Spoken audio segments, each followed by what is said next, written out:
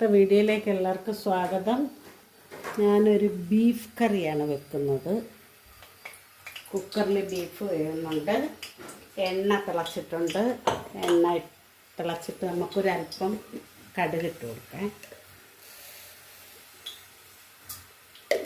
കടുക് പൊട്ടിക്കഴിഞ്ഞാൽ നമുക്ക് കൊച്ചുള്ളി മാത്രം ഇട്ടാണ് വെക്കുന്നത്. സവാള ചേർക്കുന്നില്ല. 1 കിലോയാണിത്. 1 കിലോ ചിക്കൻ, അല്ല സോറി ബീഫ്.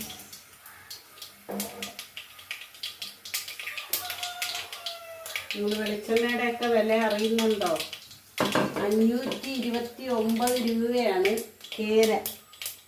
കേരയ്ക്ക്. ഇതൊക്കെ ഒന്ന് കുറയ്ക്കാൻ വേണ്ടിയിട്ട് എന്തെങ്കിലുമൊക്കെ ചെയ്താൽ നന്നായിരുന്നു. അപ്പം ഫുള്ള് പൊട്ടിക്കഴിഞ്ഞതിന് ശേഷം നമുക്ക് സവാളയും നമ്മുടെ വെളുത്തുള്ളിയും ഇഞ്ചിയും എല്ലാം കൂടെ ഇട്ട് കൊടുക്കാം. കടുകൊക്കെ പൊട്ടി വരുന്നുണ്ട്. നമുക്ക് മൊത്തം പൊട്ടട്ടെ. സബ്സ്ക്രൈബ് ചെയ്യാതെ കാണുന്നവർ പ്ലീസ് സബ്സ്ക്രൈബ്. ഓക്കെ, അപ്പം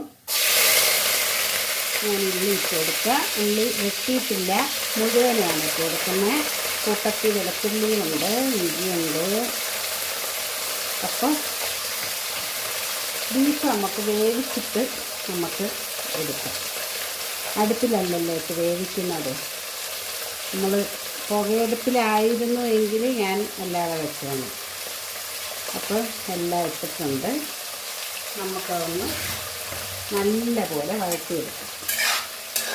കൂട്ടത്തിൽ കുറച്ച് കൂടെ ഒന്ന് ചേർത്തേക്കാം.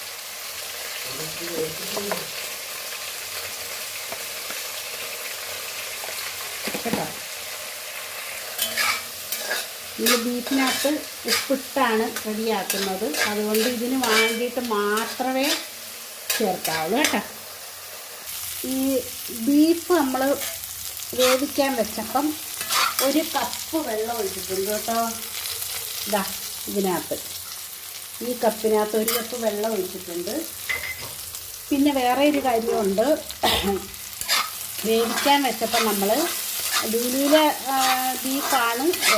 എന്തായാലും നല്ല വേവ് കുറവായിരിക്കും. അധികം മുറ്റില്ലാത്തതാണ് അവിടെ നിന്ന് കിട്ടുന്ന സാധാരണ ഗതിയിൽ. നമുക്ക് ചെയ്യേണ്ടതെന്ന് വെച്ചാൽ അത് വേവിക്കാൻ വെച്ചപ്പോൾ നമ്മൾ 1/2 സ്പൂൺ കുരുമുളക് പൊടി, 3/4 സ്പൂൺ നമ്മുടെ കാശ്മീരി മുളക് കേട്ടോ. ഇവിടെ കാശ്മീരി അത് ഇരിക്കുന്നത്. കാശ്മീരി മുളക് പൊടിയും കൂടെ ചേർത്തിട്ടുണ്ട്. 3/4 സ്പൂൺ നമ്മുടെ കാശ്മീരി മുളക് പൊടിയും, 1/2 സ്പൂൺ കുരുമുളകും, പിന്നെ ആവശ്യത്തിന് കുറച്ച്, അത് വേകുമ്പോൾ കുറച്ചൊന്നും ഇട്ട് ഗരം മസാല അതും കൂടി ഇട്ടിട്ടുണ്ട്. ഇനി ഇതൊരുവിധം വഴണ്ടൊക്കെയുണ്ട്. ഇനി നമുക്കിതിനകത്ത് കുറച്ച് മസാല ഐറ്റംസൊക്കെ ഒന്ന് ഇടാം കേട്ടോ.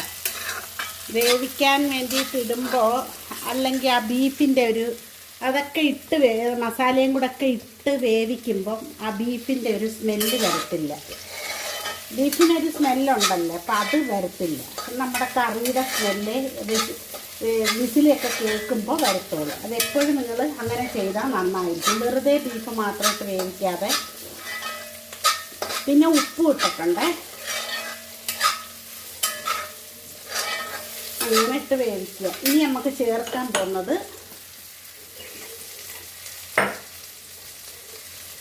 മുളക് പൊടി, മഞ്ഞൾപ്പൊടി, മല്ലിപ്പൊടി, പിന്നെ വേണമെന്ന് വെച്ചാൽ കുരുമുളക് പൊടിയും കൂടി ഇടാം. പിന്നെ ഗരം മസാല ഓഫ് കോഴ്സ് ഞാൻ ചേർക്കും. ഗരം മസാല ചേർക്കാത്ത ഞാൻ ഇത് വെക്കുമ്പോൾ ഉണ്ടല്ലേ 1-2 പ്രാവശ്യം ഞാൻ ഗരം മസാല ചേർക്കും കേട്ടോ. അപ്പം നോക്കിക്കോണം. ഞാൻ ചേർക്കാൻ പോകുന്നത് ഒരുവിധം സെറ്റായിട്ടുണ്ട്. ഇത് വഴണ്ടൊക്കെ ഉണ്ട്. കുറച്ച് മഞ്ഞൾപ്പൊടിയും കൂടി ഇട്ടിട്ടുണ്ടായിരുന്നു വേവിക്കുമ്പം. ഞാൻ ചേർക്കാൻ പോകുന്നത് നമ്മൾ 3/4 സ്പൂണാണ്. ഏത് സ്പൂണിനെന്ന് ഞാൻ കാണിച്ചു തരാം. ദാ ഈ സ്പൂണിന് കണ്ട 3/4 സ്പൂണാണ് ഞാൻ ചേർത്തേക്കുന്നത്. നമുക്ക് 1 സ്പൂൺ, ഒരു 1/4 ഇല്ലത് 1 സ്പൂൺ കൂട്ടിയാൽ മതി നമ്മുടെ മുളക് പൊടി. അതൊരു കാശ്മീരി മുളകാണ്. അധികം എരിയില്ല. എരി വേണ്ടുന്നവർ കൂടുതൽ ചേർക്കുക കേട്ടോ. ആവശ്യത്തിന് മഞ്ഞൾപ്പൊടി ഇട്ടിട്ടുണ്ടായിരുന്നു. കുറച്ച് മഞ്ഞൾപ്പൊടി നമ്മുടെ ഉള്ളി വഴറ്റുന്നതിനകത്തും കൂടെ ഇടാം. ലേശം, അധികം വേണ്ട, കുറച്ച്. പിന്നെ മല്ലിപ്പൊടി വേണമല്ലോ എന്തായാലും. നമുക്ക് ചിക്കൻ, ബീഫ്, മട്ടൺ ഇതൊക്കെ വെക്കുന്നതിന് മല്ലി കൂടുതലായിരിക്കണം, മുളക് കുറവായിരിക്കണം കേട്ടോ. അപ്പം ഞാൻ ചേർക്കുന്നപ്പം 1 സ്പൂൺ ഇതിനകത്തും ചേർത്ത് 3/4 സ്പൂൺ മുളക് പൊടി വേവിക്കുമ്പോഴും ചേർത്ത്. അപ്പോൾ 1/4 സ്പൂൺ ചേർത്തിട്ടുണ്ട്. അപ്പം ഇതിനകത്ത് മല്ലിപ്പൊടി 1, 2, 2/4 എടുത്ത് ഞാൻ കേട്ടോ. 2/4 ഇല്ല, 2 കൂട്ടിയാലും മതി. പക്ഷേ കുമിച്ചെടുക്കണം കേട്ടോ. കുമിച്ചെന്ന് പറഞ്ഞാൽ നല്ല തുളുമ്പം.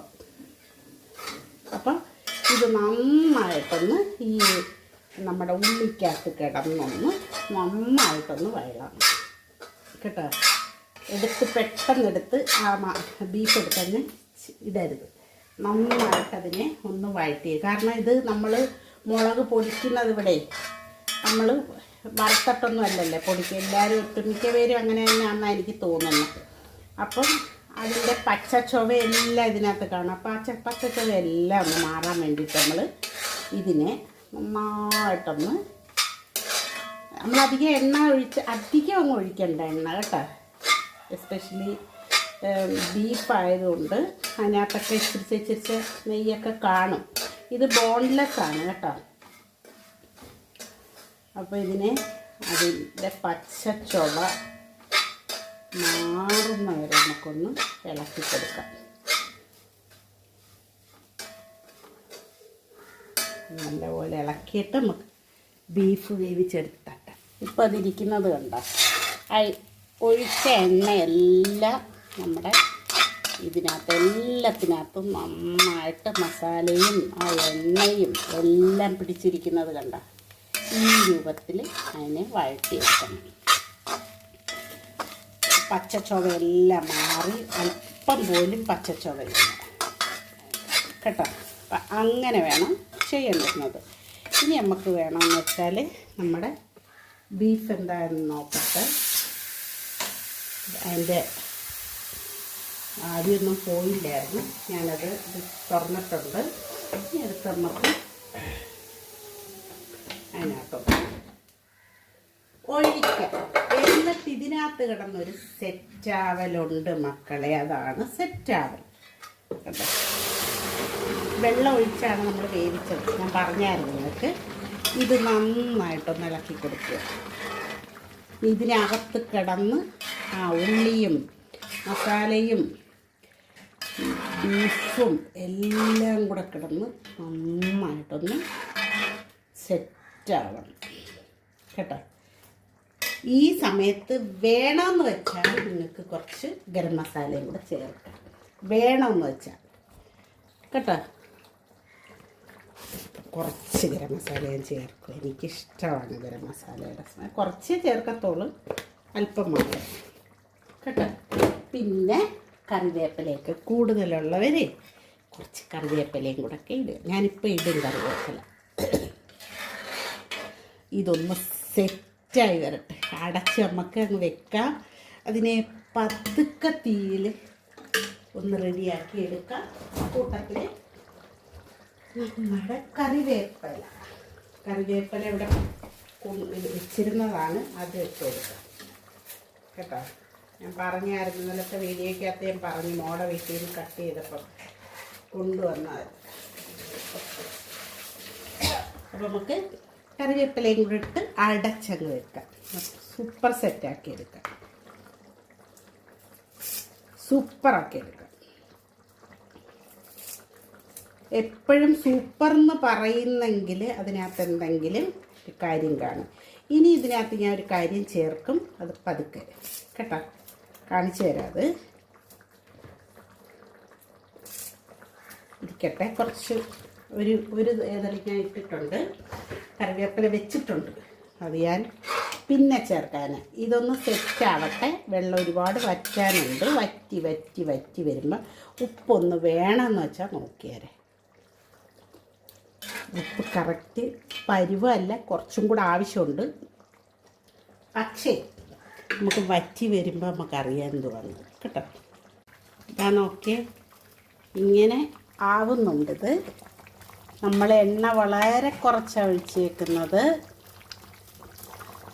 പക്ഷേ ആ എണ്ണയെല്ലാം നല്ല തെളിഞ്ഞ് വന്നിട്ടുണ്ട്. കുറച്ചും കൂടെ ഒന്ന് വറ്റട്ടെ. വറ്റിയിട്ട് പിന്നൊരു കാര്യം കൂടെ ഞാൻ ഇട്ട് കൊടുക്കും, അത് നിങ്ങളെ കാണിക്കാം കേട്ടോ. ഉപ്പ് വറ്റിയതിന് ശേഷം നമുക്ക് ബാലൻസ് വേണ്ടെന്ന് നോക്കിടാം. ഓക്കെ,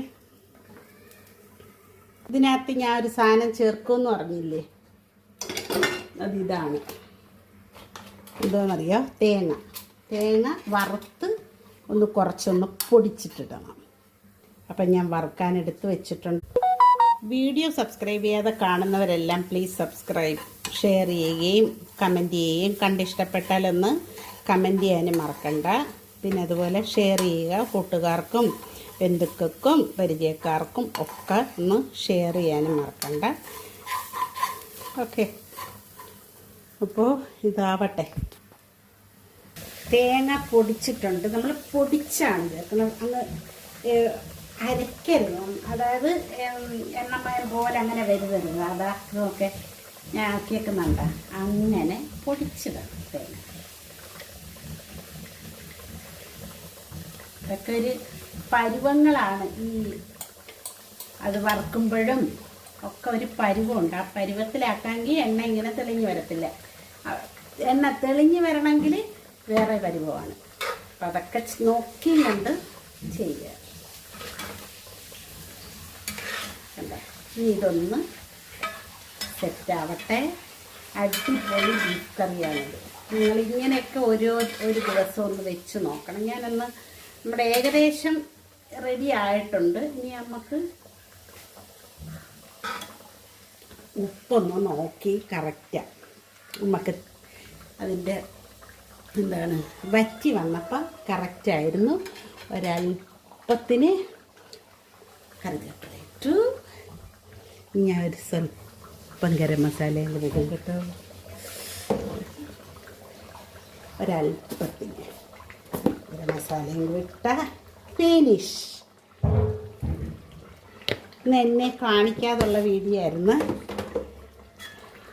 അപ്പോൾ കണ്ടല്ലോ, നന്നായിട്ടൊന്ന് ഇളക്കി കൊടുക്കുക, അടച്ചങ്ങ് വെക്കുക. ചോറുണ്ണുന്ന സമയമാകുമ്പോൾ തുറന്ന് നോക്കുക. എണ്ണയെല്ലാം തെളിഞ്ഞല്ല കുട്ടപ്പനായിരിക്കും. ഒന്നാമത് നമ്മുടെ ഇരുമ്പിൻ്റെ കടായി അല്ലേ ഇത് കടായി ആയതുകൊണ്ട് ചൂട് നന്നായിട്ട് നിൽക്കും. ഒരു 2 മിനിറ്റ് ഒന്ന് ഇരിക്കട്ടെ അങ്ങനെ. എന്നിട്ട് നമുക്ക് നമ്മുടെ അടിപൊളിയാക്കാം. 2 മിനിറ്റ് ഇരിക്കട്ടെ, കാണിച്ചു തരാം ഞാൻ. അപ്പോൾ എല്ലാവരും ഈ ബീഫ് കറി ഒന്ന് കണ്ട കൊതി വരുന്ന എൻ്റെ കണ്ട തന്നെ കൊതി വരും.